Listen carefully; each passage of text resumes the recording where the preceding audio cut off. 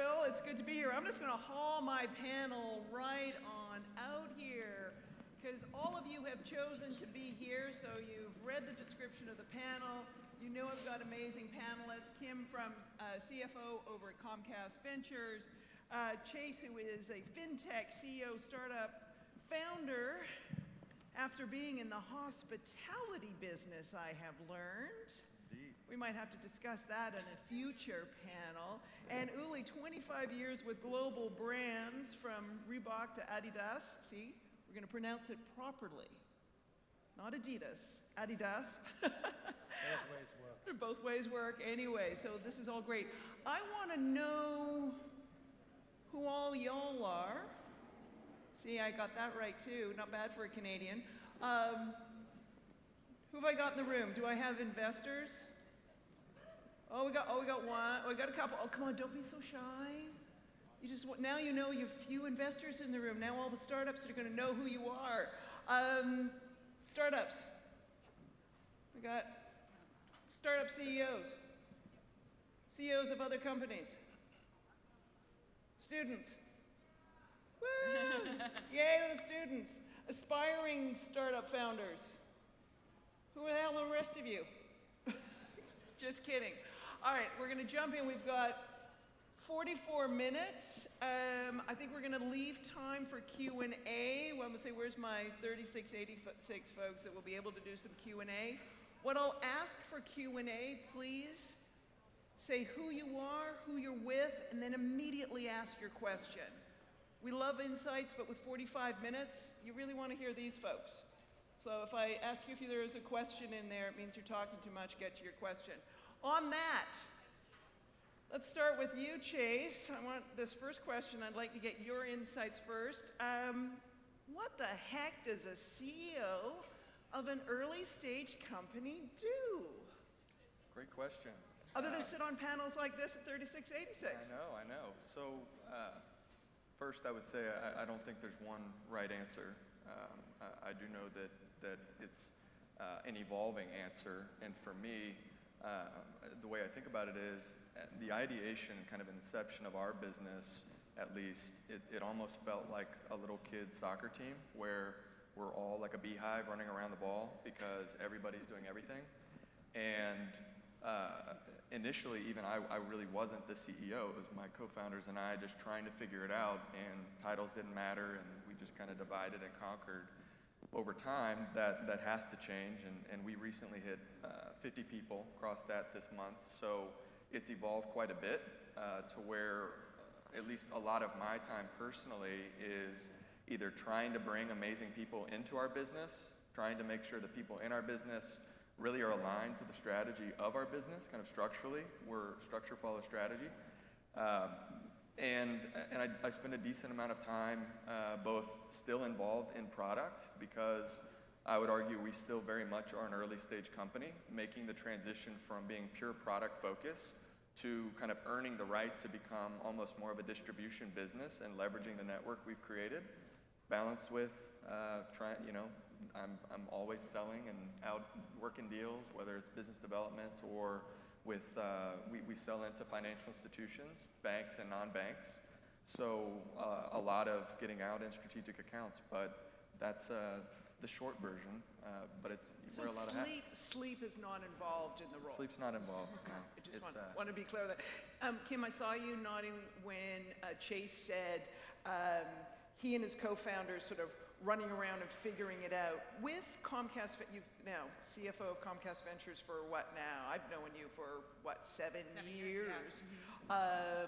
As you've watched portfolio companies in Comcast Ventures, have you seen, all right, here's who was mulling around at the beginning, and over time, now here's evolved into this role of CEO? Yeah, I think speaking from the CFO perspective, I think the CFO does a lot of the CEO work. Oh, now the truth. What does the CEO do? CEO hires a really good CFO. Got it. Okay. That is true. So the CFO role is really kind of ties together the people, the products, and the cash. So everything that he's pulled together, we try to make sense of it all and tie it all out. And I like analogies, which is why I smiled when he was talking about, following the ball. When I think about finance analogies, being here in Music City, I say it's a little bit of country, a little bit of rock and roll, and a little bit of rap from a CFO perspective. And so I'll say rock and roll is the foundation, at least my foundation in growing up in music, and in finance, numbers are really your foundation. You have to be really solid. Country, I see as like the catchy verses, and everyone around knows the words and can sing along. And as a CFO, you need to be collaborative and communicate, and everyone being able to understand the story in a very easy to digest way. And then rap is all about current and innovative, and CFOs need to be visionary and strategic, and following up what's next. Well, we could just leave the panel right there. Mic drop Kim. No pressure. Ooh, yes. So your background, you have been with multinational corporations, big brands, and now you are immersed as an advisor, founder in the startup world. Talk about how, I want to say, your past life experience with the multinationals is influencing what you're doing now, and sort of, where experience for one is influencing the other and vice versa. To connect with him, I love rap. So I wanted to be innovative now, but putting maybe starting with an analogy too. So having been 25 years with Adidas and Reebok, so part of the huge sporting goods industry, you are at a level where you're the captain of an oil tanker. Like, other than what was said already, leadership is about motivating people, and it's far less about functional know-how, because you've got pretty much a team that knows everything better than you, while you then have to pull it together to actually make sense of it all and motivate people to be engaged and create results, which is the end game of the CEO journey from here to there. The challenge is, in that big world, you're running an oil tanker. When you step on the brake, it takes 15 miles until it stops. So speed is the opposite. Like your mothership, in terms of Comcast, like, decisions are taken until they're executed. Just takes obviously a lot of time. This is just a consequence of size and scale. And when I'd done that for long enough, I thought the world today is so different. I mean, the reasons for conferences like this is there are people with brilliant ideas. There's technology progress that allows people to go to market and actually define the new biggest company that is small now, but will be substantial in the future in a way that is purposeful. And I decided to actually move my focus and become more entrepreneurial focused, to actually work with people, share some of my experience with people that lack that, but that have the idea to actually reinvent the world. And that whole thing, moving all the way to the right side, goes then to what Chase already said. You then become a founder, a jack of all trades, that is a CEO, but really you're running the ship across everything until it starts growing, and you morph into kind of an evolution that makes you also the motivator over time, rather than still hanging out with product, which is what you do when you still have a certain size. But once you grow more, your big challenge then is to say, well, I'm removing myself because, like Job said, I need to replace my own competence with a guy that is better than me in that role, so I can focus on other things. So it's all a big journey from learning it from the ground and then becoming kind of the captain of an oil tanker. I just did it the other way around, in a way, from an entrepreneurial phase, which is very interesting. And in your new venture now? Oh, I've got quite a few. I'm actually here also as a person that wants to raise money for a athletic performance healthcare apparel company, which we've kind of founded a couple of partners together to take all the knowledge of a fast, innovative apparel business in sport and translate that into healthcare, where you really run around in PJs still. And the functionalities towards protection, comfort, everything that sports apparel has lived through for 20 years, because it's isolated categories, has never made it into a really important apparel category where people save lives. but their level of protective gear they wear is so undeveloped that it's actually worthwhile to give them stuff that they deserve. Yeah, I love that, running around in pajamas, and keep that all in mind. I want to pick up on something Chase said and something you've just said, Uli, and let's start back with you, Chase. The evolution of the role. Just kind of quickly, you know, because I know we have startup founders in here who's been a startup founder and a CEO of a company for less than a year? Less than 5 years? Okay, there we go. There we go. So how, in terms of your growth and scale, and just kind of talk through that, how that role's evolving? It's a great time to be answering that question because I very much do get to live that right now. And it's a balance. I think the one thing I'd add to your first question that I should have started with is, like, I really feel like my job is to just make sure we win at the end of the day. And keeping that top of mind, everything else I do is to make sure we can win. And I know I can't do that alone. So I would agree, figuring out how to bring the best people in the world into different functions that are needed is challenging, you know, because typically the best people are highly employed and they are already pursuing exciting opportunities. So selling them on the vision and making sure you're not selling too hard, because you really want to make sure it's something that they too will become extremely passionate about on their own, and then making sure that that motivation there is consistent. In my mind, I'm living, there's certain roles where I've been very fortunate. The person that oversees technology, product, in fact, I've extended his responsibility to oversee our implementation function as well as support. So I just call that our delivery chain.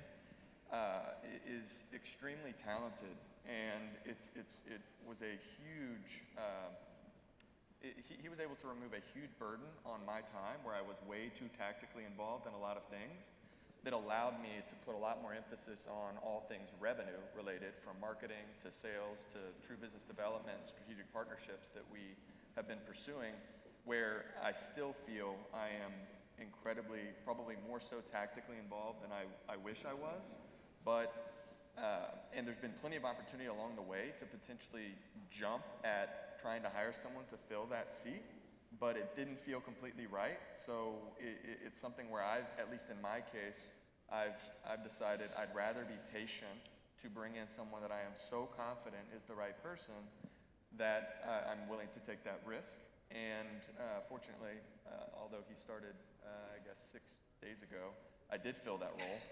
So it will remain to be seen whether or not it all works out the way I think it is. I think it will. But it's something it is just this constant balance between making sure you're, at least the way I feel, paying attention to the big picture, but also not trying to focus too much on something further out, because in the earlier stages, I do feel like if you don't get it right, it's kind of, you have to get one in a row. If you don't, it doesn't matter what you might be able to do in 3 years. So that's the tension I feel. I think both of these people probably have interesting perspective on that. Well, I was saying, as soon as you said if you don't get it right at the beginning, I'm looking at Kim, because Kim came racing from a prior panel on diversity and inclusion, and I'm like, yeah, you know, we see things like culture and diversity. If you don't get it right at the get-go, excuse my language, everyone, you're just screwed. You know, so that the CEO, you know, keeping that eye on the big vision, but also knowing you've got to roll up your sleeves. Kim, your thoughts in terms of evolution of roles? It might be your own role, but also, again, what you're seeing with the CEOs in the portfolio. Yeah, I think, you know, from an investment perspective and an investment team, they're looking at the CEO and the team around them in order to decide if they're going to, you know, invest and attract other types of capital to the round. And that's really critical. You see, you know, you can't do it alone, as Chase talked about. You have to surround yourselves with great talent and, you know, that are complementary to you. Not exactly what you do, but they're complementary, because there are so many different hustles you need to manage on a day-to-day basis and to grow that company and win, that you have to have the best people around you. We at Comcast Ventures actually hired a head of talent earlier this year, and her role really is to help portfolio companies have that kind of that network of talent available to them as they're looking to expand their team. So she's not necessarily doing recruiting efforts. You can't scale that. We have over 100 companies that we're invested in, and so she can't handle everybody's recruiting roles. But what she can do is help out with, here are some great CMOs, here are great CFOs, and build out, make sure your executive team is solid. And then I think those people then need to build underneath them. And on the panel before was really about diversity and inclusion. And so not only is it hard to attract talent, but making sure you have a diverse team of talent that represent the communities you serve is critical for you to win. And I think that's become a big focus. And we're really intentional about increasing diversity across our portfolio of founders, as well as our investment team at Comcast Ventures. What do you got to say, Uli? I think everything is right. I would like to add maybe one dimension which I felt has always been important, because there are, like what you just said, we need to make sure there's a supply of people that can go into the companies. I think a CEO today also needs to have culture and purpose in their way of thinking of how to build a company. It also means they need to know what chemistry is. So when you put up a team, it's not just about having the best competence paired together, it also's got to fit. And one big important thing that I felt so far has been a success factor of successful entrepreneurs is that they've been able to not just get the competence in, but also the competence that fits. Because you have an executive team, that thing got to work together. I mean, that's what brings you to a position of moving mountains, not with regard to just exchange of information. So I really believe, and you can actually impact that when you found a company and make it grow. The culture part of it is really important, and a CEO's got to live it, because he's going to be looked at that, and he brings people together. So next to the adding of competence, the chemistry really got to work. I think is a absolute important factor to building teams and building strength that actually allows you to grow quicker and faster and efficiently. I'm going to say, seeing a lot of nodding, so let's keep on that angle on the importance of paying attention to culture, because I think that idea that, people hire for competence, and then, oops, we either have an entire company that looks the same, or even some ways more dangerously thinks the same. So we're missing, kind of that piece.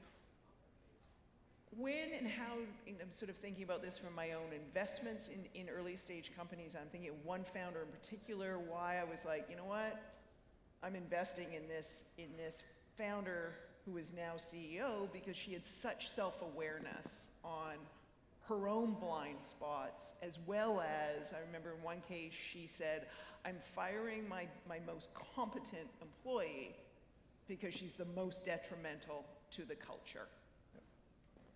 Kind of your thoughts on, all right, how do you get this right? Or how do you have that self-awareness to say, I need to pay attention to this now? And when do you say, I need to get out of the way? Because that's part of it for me, is that what makes a great CEO. I think it has to be intentional, and that's, I feel like you kind of touched on that. It doesn't just happen, so I do agree that protecting culture is critical, and many, the founders and CEO, it is absolutely a key function of the business to set the tone, and then hopefully, if done right, because it's a constant effort, it never stops. If done right, though, and the people that you've brought on, I love that you said not necessarily that think the same. Sometimes it's a blessing when you have people that think very different around you to hopefully healthily challenge different things. But hopefully, if you've done your job right, as you do start to put great leaders in place within functions, then they too will get very protective of the culture, because it's impossible for, even with me, only having 50 people now, I can't be in every conversation with every single person, and to where I could see things like cultural flaws. But if it's like embedded into the DNA of every single person, then hopefully it forces people out naturally that are not cultural fit. Right. But occasionally it means that sometimes it is at the executive level, and if that was the case, then you have to be willing to remove the cancer, right? Because it is that. That's quickly what it can become. You say culture fit, because that's also too, sometimes that's when we end up with a groupthink. Like everyone's problem solves the same way. I worked at a law firm where they did a, sort of equivalent to a Myers-Briggs, and I was in a management role at the time, and I went into them after we did this. It was, 500 attorneys in an office, and I'm like, Houston, we have a problem. But for like literally four outliers, everybody fell in the same problem-solving personality box. I'm like, this is dangerous to the advice we're giving clients. So that's what, how, sort of your thoughts on how, right, if we're concerned about culture, how do we not cross that, as a CEO, how do you not cross that dangerous line in terms of, oh, they're not part of our culture, that now gets you in this very narrow, almost say, you don't have the team. In my world, it's fairly simple. I mean, there has to go an awareness in line with how you lead people. That is about being honest and transparent about strength and weakness. I mean, based on what I've learned, there was only one person that was perfect. Everybody else will never be. So if that's the case, as a CEO, I can't be perfect at all things. So I must be as much transparent about what can I do best and what can I do not good enough. And as long as there is an openness to that, you can actually bring people together that complement each other based on their strength, which, I don't know, if I go really back to, because I'm an old guy, into my university times when I grew up, it was all about you have strength and weakness. Once you know that, work on your weakness so that it's not that bad. That's not the case in good team building today. Today is about know your strength, know your weakness, then work as much on your strength to be as great as possible about it and find somebody who complements you on the weakness side. And that really is what team building is about. That also takes over the discussion about culture. If that complements, every conversation is constructive because everybody leads to a better result. Because what I don't know about is what she will say based on her financial background. I don't like rock and roll, she does. And the result of that conversation will be automatically better. And I think that's what it's about. Like in sport, you call that being real about yourself. And as long as there's realness within the team you build, you can make everything happen. It's like, you can't build a good football team, American football. I know we were having discussions in the back about the other football, but you can't build a, quality football team with a bunch of quarterbacks. You need everyone with different skill sets and strengths. Cam, your thoughts on sort of this culture and culture fit and how at the C-suite you define that, and because I think it is a really vital role of CEOs and C-suite right now. We've been referring to strengths as what's your superpower. And so, what is it that you're awesome at and, attracting complementary talent around that. And I think he's right. A lot of what we look at is what is trust, transparency, and integrity across teams is critical to win. And I think, those management teams that can create an environment that retains employees and creates that open atmosphere and that culture where the best ideas flourish wherever they come from is important. And it goes beyond just diversity in numbers. It's inclusion. Diversity gets people in the room, and inclusion keeps them there. And I think that's important to remember and things to think about as you're building your team. And there's little things, especially in large companies like ours, which you can make inclusion work with exposure and access to executives. And one of our colleagues here at Comcast, who is in charge of community investment in the Nashville market, I met her last night, and she's prepping for a visit from one of our senior executives that's coming down in a few weeks, and she's talking about putting her team across all levels in front of him to kind of showcase what they're working on and highlight their achievements, whether it's Comcast Cares Day or whether it's working on a specific school here in Nashville. And I think things like that where people feel like they're valued and part of a bigger picture is really important. And you guys probably do that on a daily basis, some at a bigger level when the company's larger, and then at a smaller level, you probably see it as well. Yeah, something you just said resonates with me that I think becomes a challenge as you do go from being just a handful of people and you start to hit what, at least in my world, kind of feels like a hyper-growth mode and it becomes more and more challenging to maintain transparency. So I read something that resonated with me, which was it fits into the inclusion component of what you just said, and that is a lot of people confuse transparency with inclusion. And half the battle, as you really begin to scale, everyone can't just be in every meeting. So it starts to become really important to understand decision-making frameworks. And so if executives or leaders in a business are making decisions that will ultimately impact the business or a lot of the people within the business, it's not that you have to go get every single person in a room and groupthink about it, but I think it is really, really important to make it, make the decision-making framework transparent. And that's something that resonates with me because we're far from perfect and trying to improve that, but I think that it goes a long way. May I add? Oh, please. What you said something really important, which is factual. You have a different team when you start out. You will have a different team when you are a 1 million company. You will have a different team when you're a 10 million company, because all those teams need different strength sets at different parts of the journey. And so while you were saying inclusion doesn't mean transparency, or the other way around, transparency doesn't mean inclusion, there will be people that always want to be included, but they shouldn't be included anymore, and there will be people that leave because of that, and you'll need to replace them with other people with a different mindset. So I've seen that, you know, there's a personal frustration coming in when you feel you're part of the starting group, but maybe you're not really part of the 10 million size anymore. That's a very logical and very normal process. So you'll change the complement or the team lineup based on the journey you're in. That's a perfectly normal situation. Sometimes painful because it's heartfelt, but it's just a logical consequence. For those that are maybe in that transition from either startup or the 1 million range, trying to get to that 10 million range, I do think what you just said is so accurate, and letting that be okay, kind of letting everyone in the business know it's an element of vulnerability that is natural. Not everyone will keep just peaking with the business. It's not natural to grow, you know, in a J curve. So to think that everyone will grow with it would kind of defy nature. And so, you know, let it be known that's okay.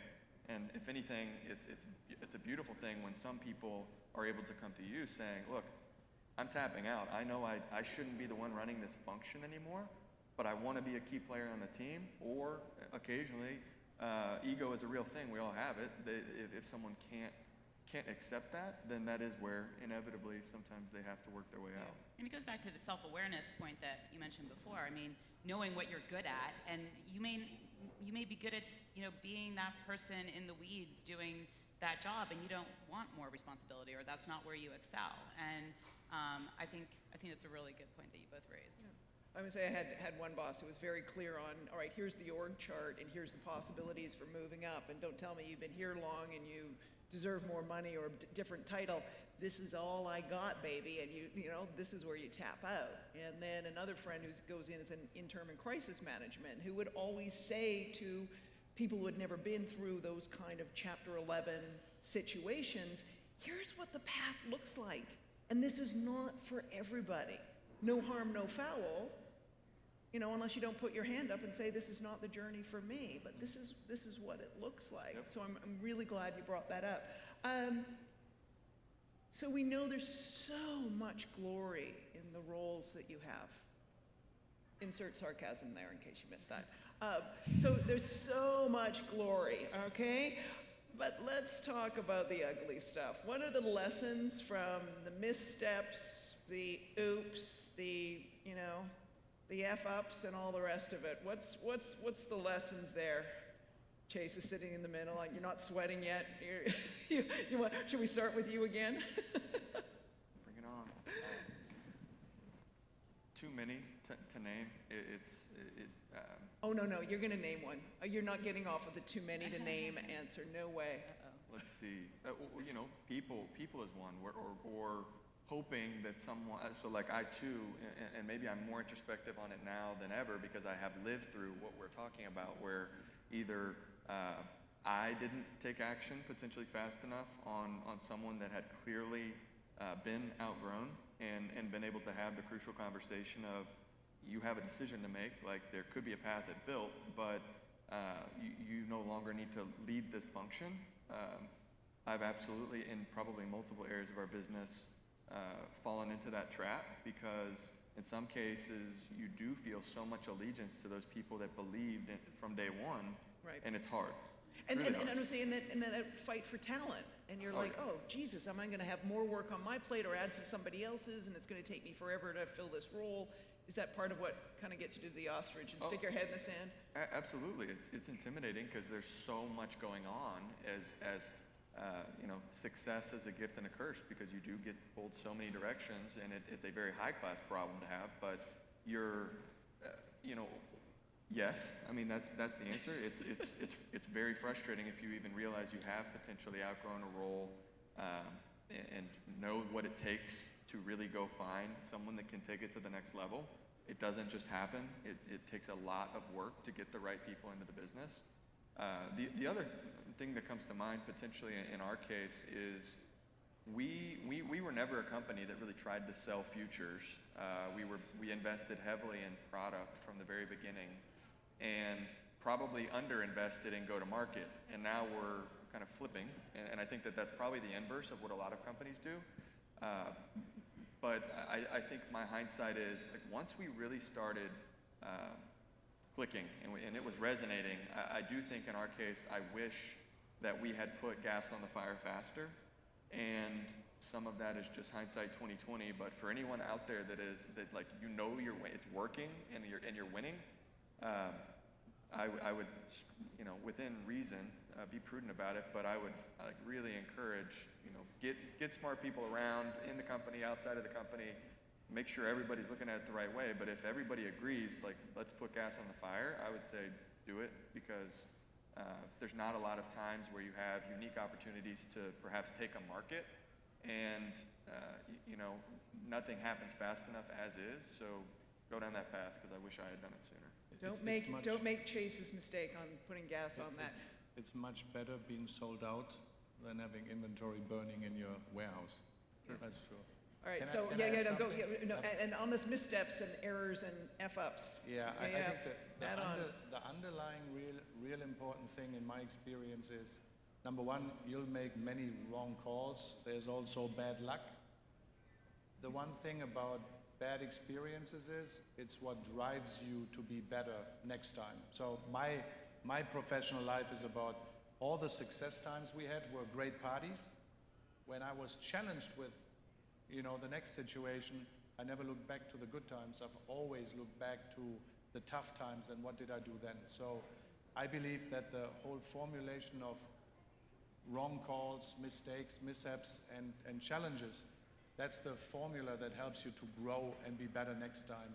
So mistakes always happen. Never be afraid that that will happen. You'll make wrong calls too. You will have bad luck. All that will happen. Get all the lessons out of that and use it for the next one. You know, that's for me the formula for success. And never shy away that people in your team also make wrong mistakes. Also, that is important. It's just a question of how many times. So reduce it to twice or once or twice, and then that's I guess the pool of experience you have to be better next time. And that's just a lesson of life. Kim, thoughts? Well, VCs are wrong 67% of the time.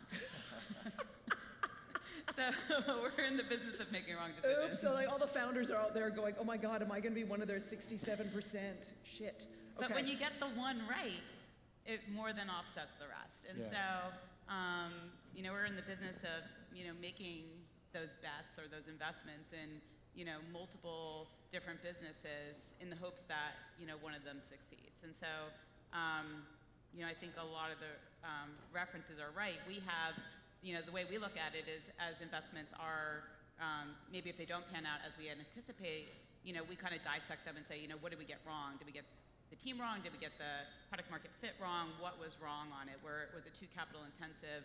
You know, there are many different angles you can look at there. And then we have our anti-portfolio, you know, the companies we wished we invested in. Yeah. And so, you know, it's kind of very visible on a day-to-day basis in what we do, but it's exciting. Yeah, so you're happy to be wrong, but you got to be comfortable in your decision making to get to the the wrong, so to speak.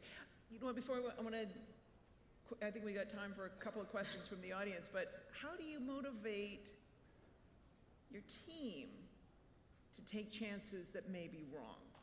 Because isn't that one of the big things to getting a, you think you can accept your own wrong and making mistakes but how do you motivate your team to take chances and be wrong? I think that's all part of culture and your own leadership skills.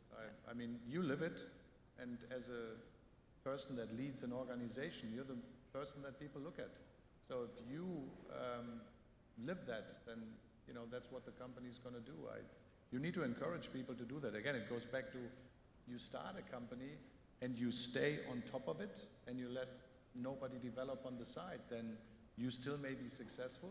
His lesson was, I have to let go because I've got other people that then need to take over. And you do that with the same type of recipe and formula that kind of also embodies you, and that encourages other people to take decisions and make mistakes. Excellent. All right, who's got a question? Oh, I know it's early. You didn't just show up here to listen. You did such a good job. There we guys. go. Do we have, with our 36, 86 folks, do we have any microphones? If not, let's just stand up, get an earshot so I can hear you and make sure I repeat your question. Oh, come up here to the front of the stage. There we go. Come on down. This is like The Price is Right. Come on down. I don't have a new car for you. I'm not going to spin something that gets you some VC dollars, but anyway, sorry. Test. Next year. Yeah. The culture, talent, and people. And tell everybody who you are. I'm Brian Foster, CTS Software. We do transportation management. Excellent. And, Okay, fire away. We're in a big growth stage, and the culture, talent, and people really speaks to me. How do you know when it's time to let a key employee go if they don't fit? That's obviously really difficult, but I'm dealing with that. How do you know? You go. Rock, paper, scissors. One of you. Well, probably a lot of ways to go about that, but especially without knowing the particular scenario, maybe it's happening in multiple cases. In the event there was a cultural disconnect and that was the reason, then those should hopefully feel pretty easy, because it's life's too short to deal with that. If it's that someone has been outgrown, but they are a great cultural fit, those are hard, and I think you at least the way I think about it is you've got to be open and transparent with that person about where they're falling short and give them the opportunity to rise to the occasion. You would hate for that conversation to be a surprise. It doesn't have to be, but it just requires potentially conversations, especially if it's someone that's been around from day one or early on. That's my quick response to that. I add to, if there's a problem, life lesson is just ignoring it is going to make it worse. Only very rarely is there a miracle that a problem leaves by itself. So in fairness to the company and individuals, addressing any type of mishap straight away is just helpful. It helps the company to not postpone a problem. It also helps the individual to realize, oh, gee, I need to change this. And the earlier that happens, the better. Normally you have one meeting, this is not going well, let's see how the next 30 days go. If it doesn't work, split. It's fair. And you as a company need to stand for that so that everybody knows. Yeah. I mean, one of the things we didn't touch on, but we sort of see so many with early stage companies, you're the CEO, you're also HR, and that HR function in terms of having that proper performance reviews and all that makes it a real challenge when you've got, a problem employee or a problem with an employee. Absolutely. And getting that in there early. Thank you for that. Thank you so much. Okay, we got 1 minute left. One quick question. Got someone coming up. Perfect. Fire away, sister. Okay, my name is Victoria Hirschberg. I'm with the Tennessee Department of Economic and Community Development. And just what is your go-to book or quote that you kind of go back to in your hard decisions and when you're managing on a day-to-day? Like, what? What is your go-to? Did you pick like my last go-to question for these folks? It's always a good one to end Yeah. on. Well, I'm going to add my 2 cents on that. My CEO role model is Catherine Graham, her book, Personal History, because I don't think anyone pops out of the womb a CEO. That's my go-to, and that's my recommendation. And it's the reason Warren Buffett hasn't written his memoir. He said his great friend Kay Graham wrote it all. You, quote, CEO role model. How do you get through the shit? Oh, gee, that's a tough one. I don't know if I read books, so it's not that I can quote one book on this. I just had mentors that I was close to, that I listened to ask questions, so that was more in the realm of my own reality and my own environment that helped me a lot, which is now what I'm trying to give back as well. So the best help that I had were the people that were close to me, that knew me, and that knew what trouble I was in or not. And those were the people that I seeked advice from, which I think has worked for me quite well. One book, and I'm kicking myself for not remembering the author right now, but High Growth Handbook. I highly recommend that. It came out recently. Elad is his first name. I forget his last name. Such a great book if you are kind of scaling rapidly or want to be a business that intends to scale very rapidly. A lot of stories and conversations with founders in there, so great book. I'll just throw out a group that we worked with at our offsite earlier this year. It's called Tignum, and they're really focused on putting together mindset, nutrition, movement, and recovery, and how you approach the world, and having you kind of rule your impact is their message, and I love that. Rule your impact. Love it. Thank you for that great question. Thank all of you for choosing to be here, listening to our panel, and to my amazing panelists. Kim, I know you're heading back to New York. Chase Uli, you're here for the day and all the rest of it. So if you've got more questions, find these guys, find these CEOs, and ask them. Thank you very much. Thank you.